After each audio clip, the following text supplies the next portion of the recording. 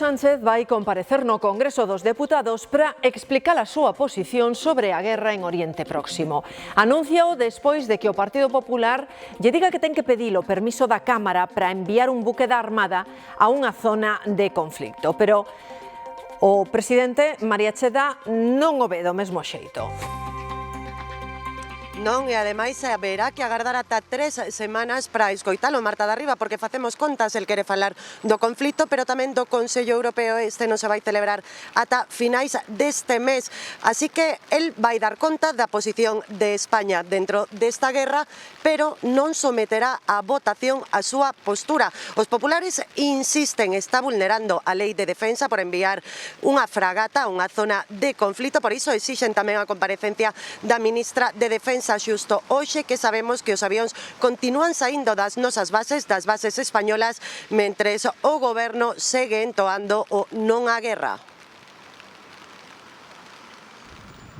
Pedro Sánchez comparecerá previsiblemente a última semana deste mes ante o Pleno do Congreso. O PP pídelle tamén que se vote o envío da fragata Cristóbal Colón a Chipre. O Goberno non acepta, di que é unha misión europea que non precisa autorización das Cortes. Con la misma determinación que nos lleva a decir no a la guerra en Irán, pues evidentemente tenemos la determinación de ser solidarios y ayudar, echar una mano, en este caso, a un Estado miembro de la Unión Europea que es víctima precisamente de ese conflicto. Pola contra, os populares si creen que debe contar co aval da Cámara porque se está poñendo en risco a vida dos militares españois. ¿Por qué no se someten al Congreso de los Diputados? Pues claramente, porque han mentido. Porque han mentido a los españoles. Porque mientras decían no a la guerra, se estaba municionando unha fragata aquí en España. Din os populares que o Goberno se contradí tamén cando fala das bases de Rota e Morón. Varios medios publican que están sendo usadas por avións norteamericanos camiño de Irán. O Goberno négao e Sumar pecha filas co PSOE. Todos esos traslados de Rota y Morón han sido hacia otras bases europeas. No se están utilizando las bases de Rota y Morón con fines de ataque. Non só o PP reclama información, tamén outros socios, o PNV, a comparecencia de Sánchez, pareceulle pouco máis que un eslogan. Me parece pobre y me parece también, en cierto modo, irresponsable porque tampoco sabes las consecuencias. Sánchez si apuntou este venres unha consecuencia. La evidente alza en el coste de la vida que van a sufrir nuestras economías. En previsión, o Goberno estuda medidas.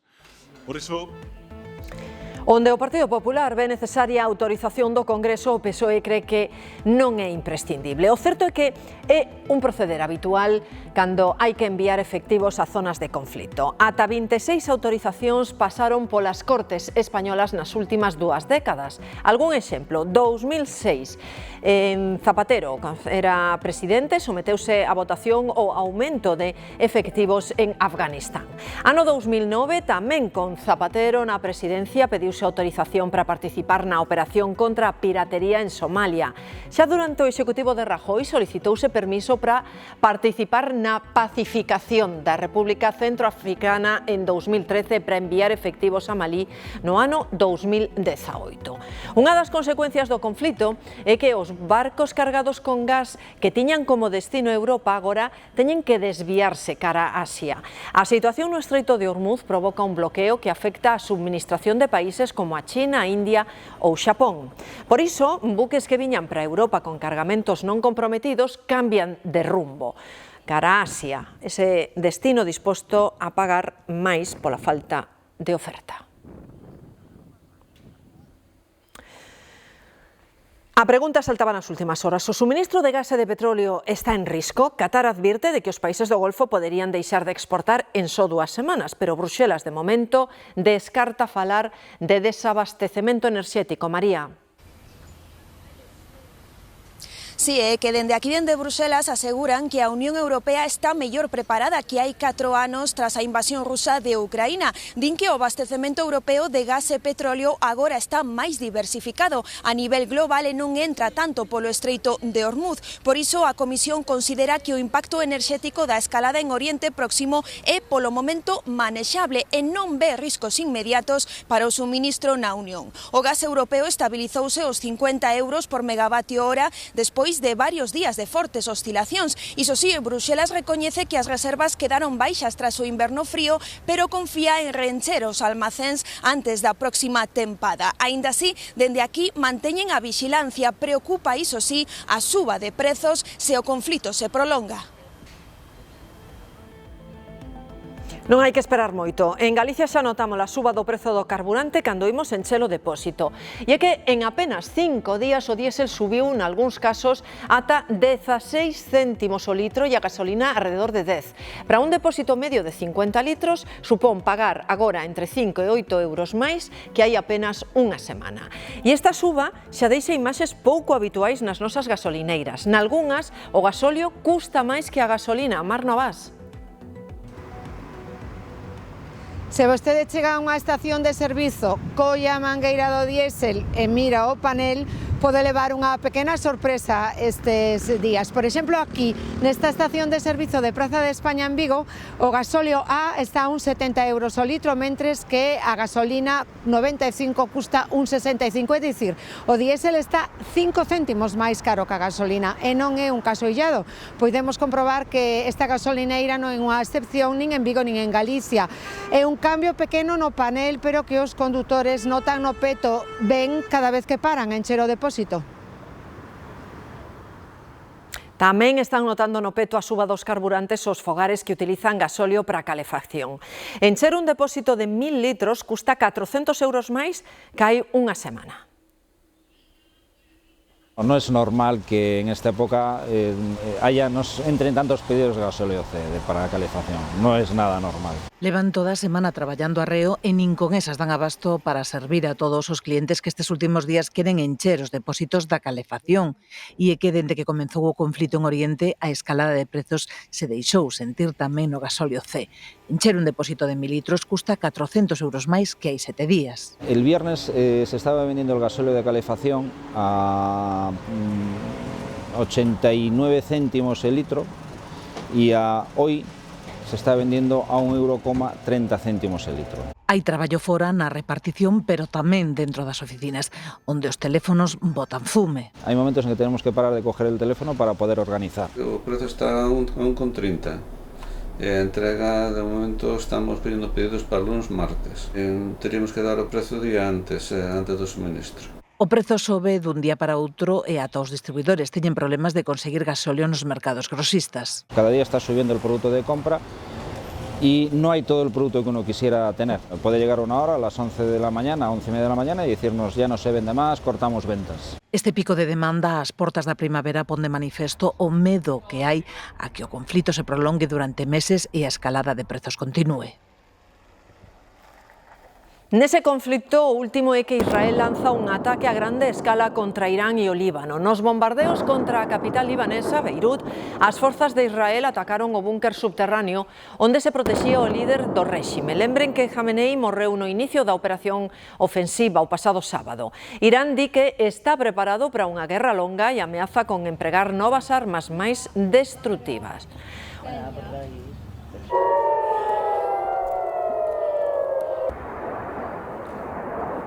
Repasamos a situación da guerra a través de 4 escenarios, son os habituais. O primeiro sitúanos no Líbano. Esta noite Israel continuaba con esa ofensiva contra bastións da milicia de Hezbollah.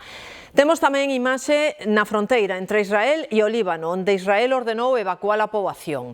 En Tel Aviv, a segunda cidade máis poboada de Israel, recibíase esta noite unha chuvia de mísiles e de drons procedentes de Irán. E por último, a entrada á base aérea británica de Akrotiri en Chipre. O Ministerio de Defensa británico baralla a posibilidade de que o dron que caeu nela o pasado luns non fose finalmente lanzado dende o territorio de Irán, senón por algunha milicia aliada nesa rexión. E o matiz é moi importante porque, de confirmarse, de ser así, evitaría consideralo un ataque directo dende Irán ao territorio británico. Portugal acaba de comprometerse a ter listo o AVE, cambiamos totalmente de asunto, dende o Porto ata a fronteira con Galicia no ano 2032. Dixo o primeiro ministro luso, Luís Montenegro, ante o presidente do goberno nun cumio en Huelva. proyectos, por ejemplo, usted hacía referencia a algunas de estas interconexiones ferroviarias que están vinculadas a proyectos muy importantes para España y Portugal, como es, por ejemplo, el Mundial de 2030. Neste momento está a decorrer a obra de construção da linha de alta velocidade Lisboa-Porto-Vigo, dentro de calendário que queremos poderá ser cumprido e que 2032, 2033 é a nossa estimativa, pode estar concluído. Antes do comezo do cumio, Pedro Sánchez participou nun breve acto de homenaxe ás vítimas do accidente de Adamuz. 28 dos 46 falecidos eran da provincia de Huelva. Despois, o presidente do goberno recibía o seu homólogo portugués, Luís Montenegro. Este cumio, o 36º que celebran os dous países, quere reforzar a alianza contra o cambio climático. A xuíza do accidente de Adamuz volve reprender o Adif. Exíxelle que pida autorización polo menos 15 días antes de facer calquera obra nese treito da vía, no punto en que se produciu o sinistro. É ademais a segunda advertencia que a xuíza lle dá ao Adif despois de que o organismo retirara material do lugar do accidente sen o permiso xudicial. Unha retirada que denunciou a Garda Civil nun informe, xa que pode interferir, di a Garda Civil, na investigación. Pontevedra vai contar con un novo pabillón deportivo grazas á colaboración entre a Xunta e o Concello da cidade. Alfonso Rueda e Miguel Anxo Fernández Lores tamén traballan para que o campeonato de triatlón que vai acoller Pontevedra sexa un dos actos do Xacobeo, cando o Goberno Central desbloquee os beneficios fiscais pros patrocinadores do próximo Ano Santo. Sempre que se fala, se chega a acordos e nós somos un concello que quere ter unhas relacións excelentes con todas as administracións para que Pontevedra siga avanzando. Son moitos investimentos, eu alégrome de que poidamos engadir estes 3 millóns de euros e, sobre todo, escenificar que falando e poñéndonos de acordo e vendo cales son as prioridades, se vexa que as administracións podemos colaborar con independencia de cores políticas. A industria da automoción prepárase para o novo escenario que propón Bruxelas. As axudas aos compradores estarán condicionadas a que o coche sexa ensamblado aquí, pero tamén a que utilice un 70% de pezas europeas e Stellantis toma nota. Feito en Europa ou non, o debate circula tamén no Salón do Automóvil de Vigo. A competencia Europa-Asia vívese incluso dentro dun mesmo concesionario. Y realmente esta marca Model YQ, pues bueno, estamos hablando de que hay un diferencial muchas veces a mitad de precio si nos comparamos con nuestra competencia. En precio hay diferencia y obviamente en calidad también. Esto muchas veces lo comparamos como con el jamón. Pero Europa teme a dentada chinesa que lle coma ata 600.000 empregos na automoción nos próximos 10 anos. Temos que avanzar, temos que seguir avanzando en este sentido porque os empleos e o sector do auto se van a resentir xa que a Unión Europea non toma as medidas oportunas. A proposta é que as axudas para comprar coches sexan só para vehículos fabricados en Europa e cun 70% de componentes made in Europe. Sí, na nosa gama de Renault todas as pezas ou a maioría das pezas están fabricadas en Europa. Concretamente, moitos dos vehículos fabricanse en Francia e algún eléctrico tamén en España. O factor precio neste momento está sendo determinante, porque, quero dicir, se o éxito ahora mesmo das marcas que veñen de China son precisamente o tema do precio. Tamén as baterías, un mercado que domina a China, terán que ter algo europeo, 3 pezas polo menos. A industria da defensa ten moita relevancia aquí en Galicia e hai certo descoñecemento porque non só son tanques ou barcos militares, que é o que temos todos na cabeza cando pensamos en industria. Hoxe gañan relevancia tamén drons, satélites, programas de ciberseguridade ou tecnoloxía naval. A partir do luns, empresas que traballan nesas especialidades, pero de momento están no ámbito civil, poden optar a 25 prazas de formación para abrir novas oportunidades no campo da defensa. O contexto internacional e as normativas estatais e europeas apuntan a que haberá fortes investimentos nos próximos anos. Ante un momento donde es necesario y urgente construir capacidades defensivas propias, Tengan en cuenta que en el año 2027 se espera que Europa tenga que asumir la mayoría de las capacidades defensivas convencionales que tiene hoy en día la OTAN. A rede eléctrica de toda España vai gañar en seguridade grazas a un parque eólico que están instalando no norte de Portugal e que ten os muiños máis grandes do mundo. Mariola. Si aquí no Alto Támega, auga e vento suman forzas para producir enerxía e evitar a emisión equivalente a uns 100.000 vehículos cada ano. Cando no verán entre en funcionamento, estas instalacións será o primeiro parque híbrido conectado á rede da Península Ibérica e un dos máis grandes de Europa. A posta en marcha deste complexo é todo un desafío. Es pionero por el volumen del proyecto, que son 38 máquinas, por el tamaño de la máquina y porque es una hibridación con una hidráulica. Son 274 megawatts de xeración eólica que se unen a un gran sistema hidroeléctrico que permite ademais almacenar enerxía como se dunha batería se tratara. Es un sistema más fiable, un sistema que se aprovecha mejor y es bueno ambientalmente porque la construcción es menor, por lo tanto el impacto de ocupación de suelo es mucho menor. Unha das novidades deste proxecto é a utilización de tecnoloxía de alta xeración para o transporte dos materiais. O blade lifter é un mecanismo que permite elevar as pás ata 60 graus, facilitando o transporte por lugares a toda agora inaccesibles. Con este equipo se puede levantar la pala a 60 grados y girar la pala en torno de sí misma. Esta pala tiene 84 metros y es la mayor pala que se ha transportado hasta hoy en Europa y en el mundo. Os temporais deste inverno complicaron os traballos do parque no que participan máis de 700 persoas. As previsións apuntan a que no mes de xuño as máquinas estarán a punto para comezar a producir enerxía e mellorar a estabilidade do sistema eléctrico. María Guardiola perdeu a segunda votación para investirse presidenta da Junta de Extremadura. PSOE e Vox votaron en contra. Guardiola tentou ata o último momento un pacto con Vox que non saiu adiante. Nin sequera conseguiu que os de Abascal se abstivesen. Unha opción que lle serviría para acadar a maioría simple. Agora teñen de prazo ata 1 de maio para conseguir un acordo e evitar repetición de eleccións autonómicas. Ofrezco un modelo que funciona y que, por supuesto, ambiciona muchísimo más, ir más lejos.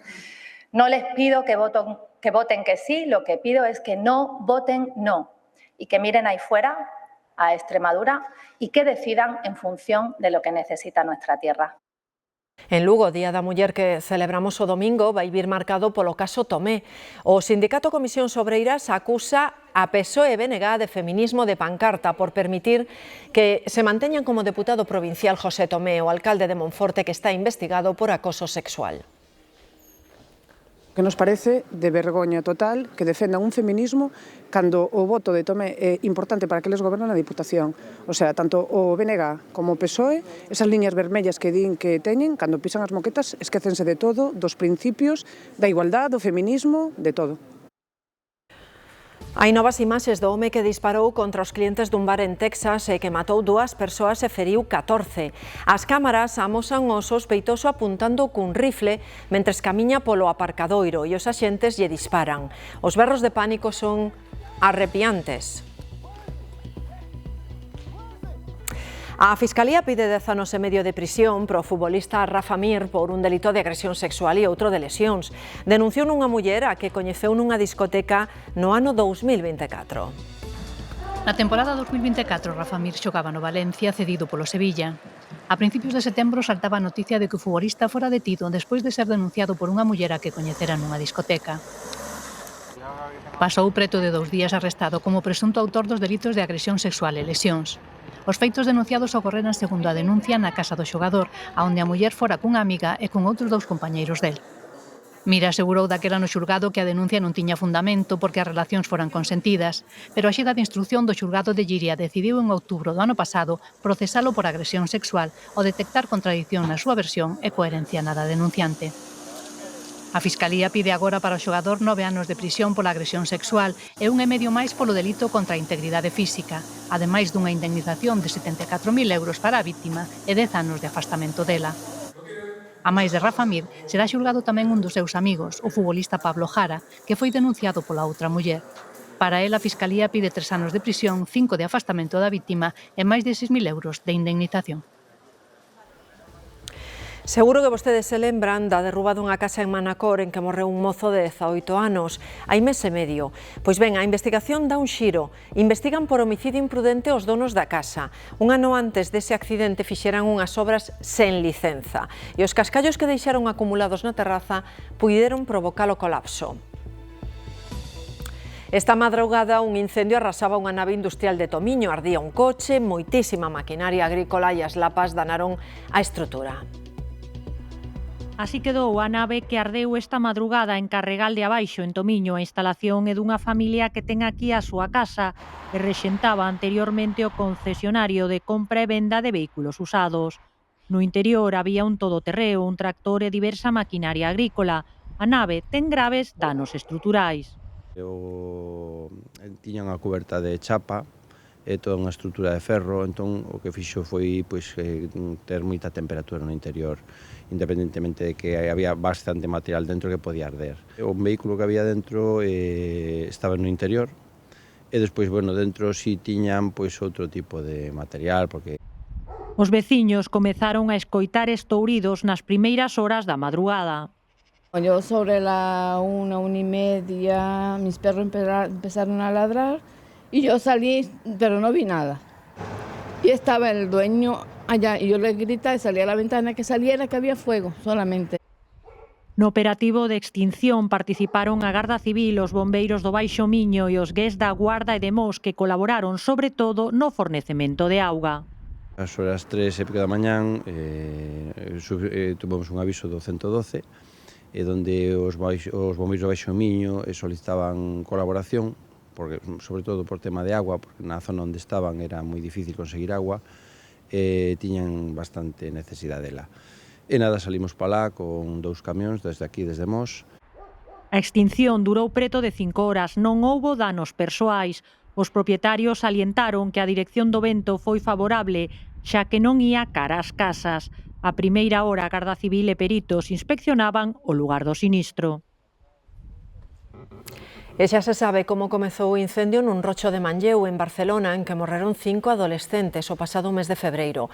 O informe policial confirma que estamos ante un accidente. Unha cabicha mal apagada prendeu nun colchón e o rocho converteuse nunha trampa mortal para os 5 rapaces. Tamén son moi novas as vítimas dun accidente de tráfico en Fuenlabrada, en Madrid. Morreu o condutor, que é un mozo de 25 anos, e están feridos graves 3 acompañantes de idades similares. O coche saiu fora da vía, bateu contra as barreiras de protección e deu varias voltas de campa. Os bombeiros tiveron que sacar o cadáver e un dos superviventes dentro os ferros. Unha persecución policial en Pontevedra rematou cun accidente espectacular. O coche patrulla caeu por un desnivel de 3 metros despois de chocar co vehículo que perseguía. Por sorte, os axentes puideron saír polo seu propio pé. Iria. Si, un dos axentes está ferido leve, pero o certo é que tiveron moita sorte pro que puido ser. O coche da patrulla quedou encaixado neste desnivel próximo á estación de autobuses despois de impactar co coche que perseguía. Foi unha persecución de madrugada a toda velocidade polas rúas do centro da cidade que acabou así, cos policías na cuneta e co coche que perseguían identificado, pero aínda co condutor sen deter. O policía emborcado deixou coa boca aberta a todo o que pasou esta mañá preto da estación de autobuses. Non sabía que era de policía. Flipo, meu. Pero que iba detrás de alguén, porque senón non é normal. A patrulla acabou aquí despois dunha persecución de película. Comezou a 1 da madrugada na rúa José Malvar, cando un condutor que ia ser identificado saíu a fuga. Intentaron darlle o alto para comprobar o estado administrativo tanto do vehículo como do condutor. En ese momento, o condutor iniciou a fuga a toda velocidade. O fugitivo escapou a toda presa polas arterias principais da cidade, chegando a poñer en perigo outros condutores. Pero sí que sabemos que o condutor fixo maniobras temerarias e incluso puxo en risco a outros usuarios que tuveron que realizar maniobras evasivas para evitar a colisión. Nesta rotonda próxima á estación, os policías tentaron cortarlle o paso, pero non parou. Chocaron levemente e os axentes saíron despedidos. O noso condutor perdeu o control e caeu por un taluz. De xeito a escasa velocidade xa, porque frenou case, pero co desnivel que hai non pude evitar caer. Malia o impacto, o condutor da patrulla saiu ileso e o copiloto só resultou ferido leve. De milagro, porque mira que rompieron la valla. Mira que foran eles e non outro coche que perseguían. Canto o vehículo que perseguían está identificado, aínda que polo momento non lograron deter o temerario que provocou semellante desfeita. Emborcado nun noiro e, ademais, encaixado contra unha casa, quedou este coche en Seixalbo, no concello de Ourense. Dentro ia unha parella cun fillo pequeno e o condutor cegouse co sol cando daba a volta. A dona conta que levaron un susto moi grande, sobre todo polo meniño, pero por sorte non sufriron feridas e poden contalo. Levan dende o domingo esperando que manden un guindastre capaz de quitar o vehículo de aí sen estragalo.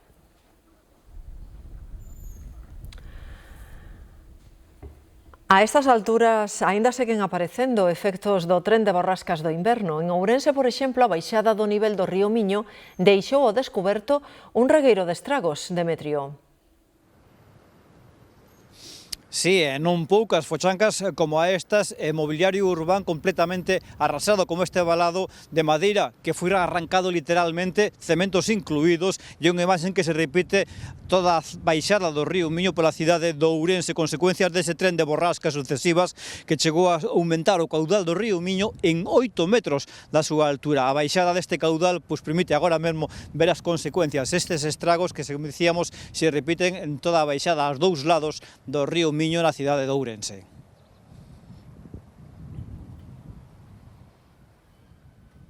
Non é a chuvia, senón a avaría dunha fonte a que enchoupa as terrazas de varios bares da zona vella da Coruña. Os hostaleiros din que levan así polo menos 2 semanas. Esta é a fonte da discordia que continuamente está vertendo auga desde hai máis de 15 días.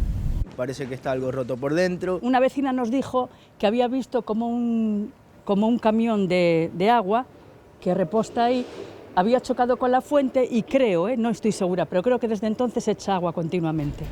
E toda esa auga vai parar a esta terraza. Unha lameira. Y los clientes se quejan porque se sientan y van con los zapatos siempre mojados para casa. Protestan, entonces claro, yo no tengo una solución para darles porque está toda la zona mojada. Canda este negocio da Praza de España, hai outros tamén afectados, queixanse dos malos cheiros e dos mosquitos. Y hay bastantes mosquitos por aquí ahora. También afecta, aparte debe ser que la tubería se atopa o algo con el agua y huele mal. Porén, a avaría na fonte non é a única queixa que teñen, a outra é esta fochanca. Donde está aquel tótem azul, ahí es donde repostan agua. Para mí que son los que hacen que las losas se vayan de su sitio. Hay un roto ahí, con el agua se cubre y cae la gente. Y yo como una señora mayor se caía. Cayeron varias personas, una persona mayor, varios niños. Pues al mercado, con el carro te metes dentro. Claro, me quedé mojada hasta aquí, con lo cual llamé al ayuntamiento. Para evitar males maiores e poder traballar a gusto, exixen medidas urxentes. Segue a vaga de roubos na comarca do Deza a pesar dos últimos golpes asestados pola Garda Civil. Esta semana entraron en 2 casas en Lalín con poucas horas de diferenza e a escasos kilómetros. Ao parecer saben ben onde e cando entrar. Quantos hai? Caen uns, pero veñen outros na mesma zona e coa mesma operativa. Os amigos do alleo non dan tregua no Deza. Roubaron aquí a miña irmá, e bueno, por aquí ya están roubando moito, porque roubaron tamén aí en Joiás, aquí ao lado. E aí en baixo tamén aí por Sella, por aí anduveron todo.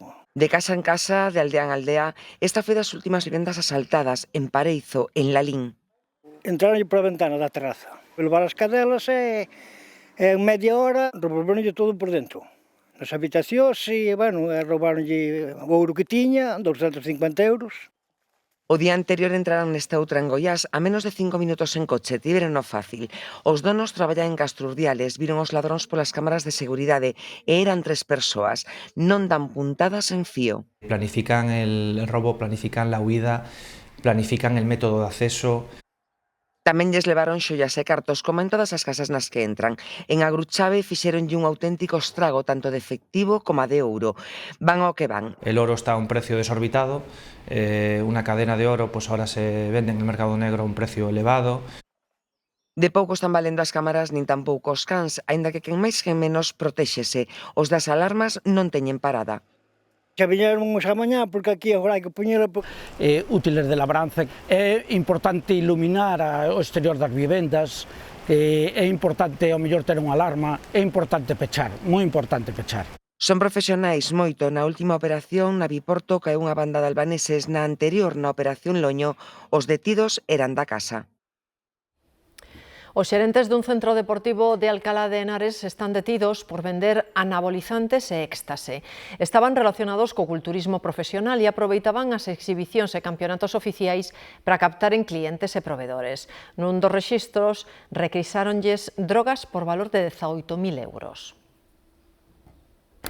A partir de mañá, os menores de 18 anos xa non van poder tomar bebidas enerxéticas. Entra en vigor a nova lei coa que Galicia se converte na primeira autonomía en equiparar estes produtos co tabaco ou co alcohol. Os médicos confirman que son un risco para a saúde. Calcúlanse por milleiros os mozos e mozas que consomen a diario en Galicia bebidas enerxéticas como estas. Máis do 12% dos estudantes de ese bacharelato.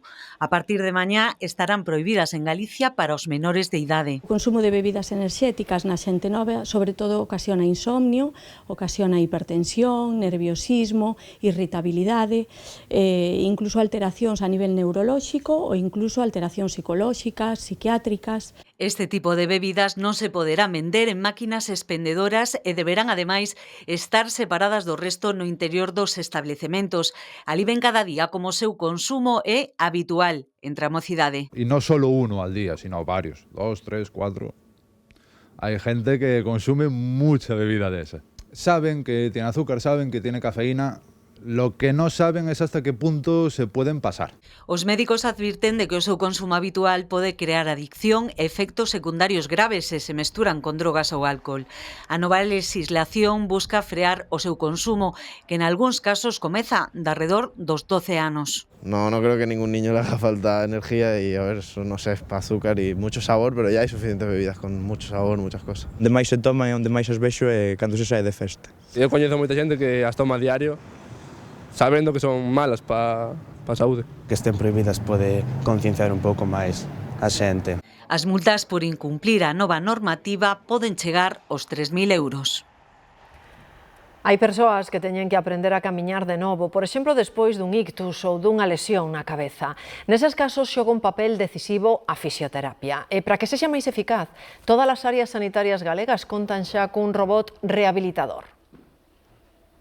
Este é o R-Guide, un robot de rehabilitación neurolóxica para pacientes con problemas para camiñar tras sufrir un accidente cerebrovascular ou un traumatismo. Ten un aparato pois eso moi complexo, moi, bueno, pero que sí que creemos que ten evidentemente pois o seu a cabida, que non sustituye evidentemente a fisioterapia convencional ni moito menos, é algo a maiores, é algo un complemento moi positivo, creemos. Conta cun sistema de realidade virtual que mostra ao paciente un camiño a percorrer para facer máis atractivo o exercicio e para que el mesmo comprobe os progresos. Podes medir dunha forma moito máis objetiva a evolución dese paciente. Porque, bueno, pois eso, pois xa programas uns parámetros, entonces, bueno, a máquina tamén che vai dicindo, pois eso, pois que tipo de velocidade está facendo, que tipo de marcha está facendo, e o paciente o que ten que tamén, claro, que ten como unha retroalimentación non positiva, o sea, el o que está vendo na pantalla, pois, bueno, pois tamén está vendo que cada día pois vai mellorando un pouco, pois mira, pois hoxe vou máis rápido, hoxe pois teño mellor equilibrio. Axuda, pero non o fai todo. É preciso que o paciente teña algo de mobilidade e forza nas extremidades. Nas vésperas da celebración do 8M, o Partido Popular de Galicia reuniu en Ribeira alcaldesas e exalcaldesas para reflexionar sobre o papel dos gobernos locais na loita pola igualdade de xénero. Ana. Encontro no que tamén participaron senadoras e deputadas, pero con protagonismo para mulleres que gobernan ou gobernaron durante décadas e que no partido ven como referentes para as que hoxe se dedican á política. Os populares presumen de ser o partido de Galicia con máis alcaldesas, teñen 31 e Alfonso Rueda marca o reto de ter máis candidatas e rexedoras nas próximas eleccións municipais. Con motivo do 8M, reivindican o seu papel para fomentar a igualdade de xénero dende os municipios que son as administracións que están máis próximas á veciñanza. Sobre todo, decirnos ás xeracións máis novas como podemos seguir traballando e mellorando a calidade de vida das mulleres de Galicia. Lousame foi un dos primeiros concellos no 2005 en facer o plan de igualdade, temos a mesa de violencia de xénero, hai que seguir con esas cousas todas e tomalas moi en serio. No Partido Popular apostamos polas mulleres para gobernar, para liderar, para decidir e para levar adiante pois a vida dos veciños e das veciñas, non? E ese é o real, o feminismo real. Os estudantes tamén adiantaron a conmemoración do 8M cunha folga e con manifestacións nas cidades galegas. Na Coruña, o Sindicato de Estudantes convocou un paro feminista para reclamar políticas en defensa das mulleres e contra a violencia machista. Ás 12 do mediodía concentráronse no Obelisco. O paro estudiantil secundouse por toda España. A ministra de Educación presentoulles hoxe ás comunidades o anteproxecto de lei de mellora das condicións da docencia. A norma pretende reducir as ratios nas aulas dun xeito progresivo ata o ano 2031. Máximos de jornada lectiva, me refiero a 23 horas en infantil y primaria y 18 en el resto de las enseñanzas. También la reducción de ratios de 22 alumnos en primaria y 25 alumnos en ESO. En ningún momento fomos escoitados por o Ministerio, se fixo de espaldas completamente ás comunidades autónomas. Queremos participar, xa que nos afecta directamente, e queremos diseñar un grupo de traballo no cual se fixe un calendario realista e se plantexe financiación por parte do Ministerio. As modas veñen e van, pero o auténtico queda. A música, o tempo, os late night. Che, aquí non temos late night, Aquí temos tonight. Dende a Galega reivindicamos a nosa nova campaña da radio e da televisión pública de todos os en galego. Reivindicamos o noso. Facémolo coas frases máis famosas que pasaron por aquí nestes 40 anos de vida. Sabela. Hai máis de medio cento de vallas publicitarias da campaña da CESAC, campaña con vallas no exterior como esta, por Fouciños, por Cacheiras. Preguntámosles a varias das persoas que pasaron por aquí, por esta zona, estamos en Vigo, que é o que lles produce ler esa frase. E a verdade é que hai respostas para todo. Que te mato, dixen, por que non van a matar aí? Que che fixen eu, colipollos? Por Fouciños, por Cacheiras. Televisión galega. A galego admira moitísimo, Digo eu. Dallas voltas. Se dicimos, por exemplo, cuiño, cuiño, sabemos do que estamos falando, se pensamos na galega, sempre, claro. Non entendo gallego, guiño, guiño, entendo, non sei. Ai. Cuiño, cuiño, é o cuiño que tiña el, o cuiño, cuiño. Pero bueno, xa fai moitos anos de Chenchán, porque eran os meus fillos pequenos e son maiores. Aquí non somos de bro, somos de nen. Non importa se ves de Turquía ou de Portugal. Con Marusía ou con Forte Marusía. Despois de percorrer varias das vallas publicitarias, vemos que hai respostas para todos os gustos, pero no que sí que hai consenso en que sempre mellor a galega. Marzo comezou con aires de primavera e con máximas mesmo por riba dos 20 graus, pero xa nos está recordando que de momento estamos no inverno. Caeron as temperaturas e, Andrea, volve a neve.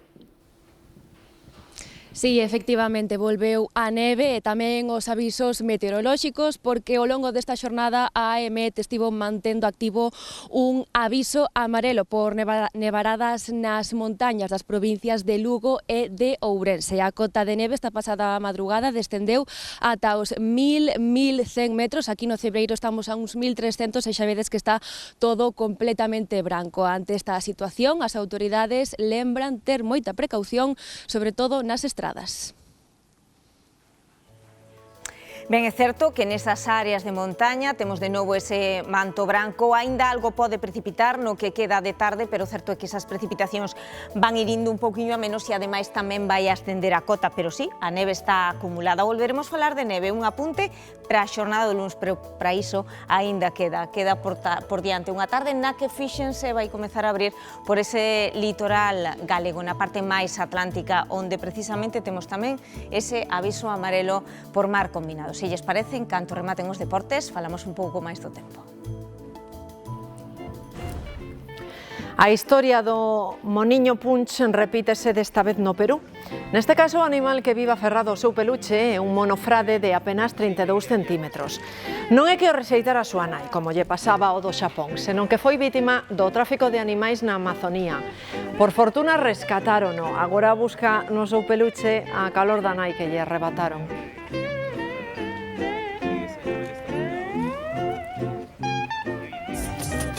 Que tenro. Fíxense que reunión tan colorida, dase un aire coa famosa tomatina de Buñol, pero esta multitude está ben lonxe, na India. Celebran unha curiosa festa que pon fin ao seu festival de primavera. Nel, ademais, nesta festa, ademais de guindarse uns aos outros pose auga tinguida de vivas cores, as mulleres rompen a roupa dos homes e utilizana para darlles amigables lategazos. A cousa non pasa dai.